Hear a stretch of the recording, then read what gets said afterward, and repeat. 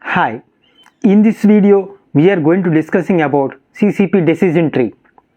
The new CCP decision tree up to the year 2022. So the CODEX alimentarius commission, FDA seafood FDA has also adapted the CCP decision tree which contains 3 questions.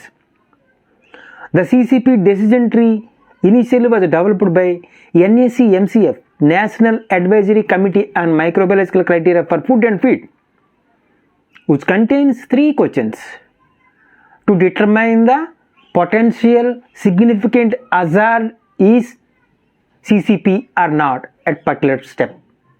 So we have to ask 3 questions, but in the latest version of CSC, Codex Alimentarius Commission, General Principles of Food Hygiene, they have adopted new CCP decision tree which contains 4 questions. There is no any much difference. The old CCP decision tree contains 3 questions. The new CCP decision tree contains 4 questions, means one more question is added.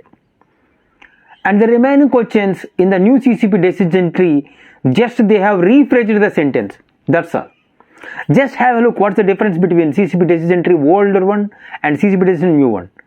And you adapt the new CCP decision tree while conducting the risk assessment, while conducting the hazard analysis to identify the potential or significant hazard is CCP at particular step or not. Just have a look.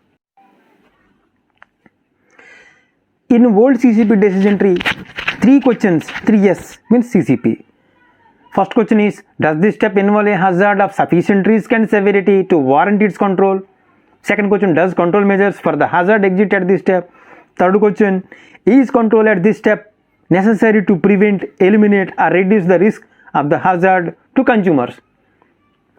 Whereas the new CCP decision tree contains 4 questions. Means remaining 3 questions are same, just they have rephrased the sentence. Fourth question is, means the question 1 they have added. The question 1 is, can the significant hazard be controlled to an acceptable level at this step by prerequisite programs? So that is the question they have added to the new CCP decision tree. So the first question is added to the new CCP decision tree. So if the hazard, a significant hazard at particular step can be controlled by the prerequisite programs, yes means that's not the CCP. And remaining question 2 and question 3, question 4 more or less similar to the old CCP decision tree, but the sentence they have just rephrased. We will take and cooked IKF frozen shrimps, PD or PDTO in various forms. The process step we will take raw material receiving stage. Raw material receiving is the process step. In this we will take biological.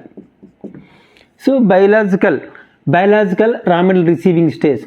First question, can the significant hazard be controlled to an acceptable level at this step by prerequisite programs? So at raw material receiving stage, by prerequisite programs, this hazard can be controlled to an acceptable level. Biological means what will be there in aquaculture shrimps? Maybe the poor sanitary practices during harvest, might be the contamination of pathogenic bacteria. So by following good hygiene practices, can we control to an acceptable level? No, that is difficult. By following good hygienic practices, we cannot control to an acceptable level. The question is no. Raw material receiving stage, biological hazard, pathogen contamination and growth. The question is no. Then we will go to the second question. Do specific control measures for identified significant hazard exist at this step? Yes. At raw material receiving stage, specific control measures identified significant hazard exists or not? So pathogen contamination and growth. Yes, raw material receiving stage, specific control measures exist. Yes. Then the third question, will a subsequent step prevent or eliminate or reduce the identified significant hazard to an acceptable level? Raw material receiving stage, biological hazard. Yes, subsequent step will eliminate or reduce to an acceptable level. Yes, means the subsequent step should be a CCP. So this is the question for cooked IK frozen shrimps. Cooked IK frozen shrimps, biological hazard, pathogen contamination and growth. First question is no, and second question is yes, third question is yes. Then the subsequent step should be a CCP. So raw material receiving stage, controls are there, but those controls will not apply, those controls will not prevent or reduce to an acceptable level. The subsequent step, cooking step, will reduce to an acceptable level. So the subsequent step will be the CCP for cooked IK frozen shrimps. And the second process step we will take, peeling.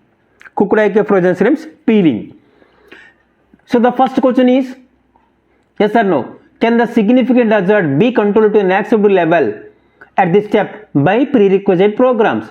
First question is yes, by prerequisite programs, because of while doing peeling or value addition by good hygienic practices, we can prevent the contamination of pathogens and we can prevent the growth of pathogens by maintaining cold chain.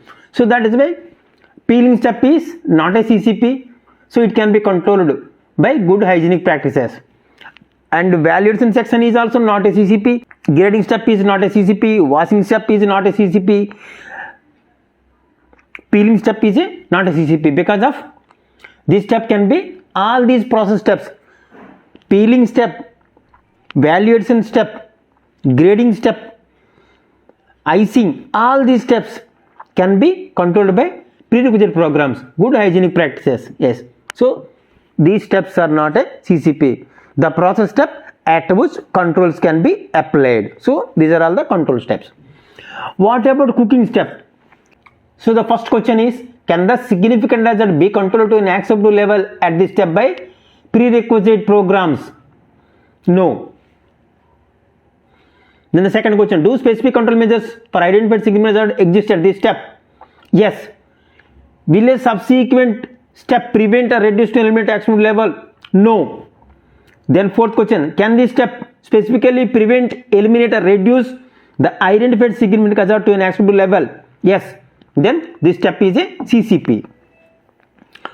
So cooked IK frozen shrimps, we have taken cooking step, biological hazard, pathogen survival. So the first question is no, the second question is yes, third question is no, and fourth question is yes. So this step is a CCP. So can this step specifically reduce the identified significant hazard to the acceptable level? Cooking step. So that is why this is the CCP. And if you take metal detection step, first question, can the significant hazard be controlled to an acceptable level at this step by prerequisite programs? Metal detection, first step is no, and the second question is, do specific control measures for identifying significant hazard exist at this step? Yes. Then will a subsequent step prevent or reduce or eliminate the significant hazard to an acceptable level? Is there any subsequent step to remove the to reduce or to eliminate the metal objects in the product? No. Metal detection is the final step. So that is why the question is no. Then the fourth question is, can this step specifically prevent, eliminate or reduce the identified significant hazard to an acceptable level? Yes. Then this is the CCP. So this is how we can determine the critical control points by using CCP decision tree. That's all about the video. Thank you, universe. Bye.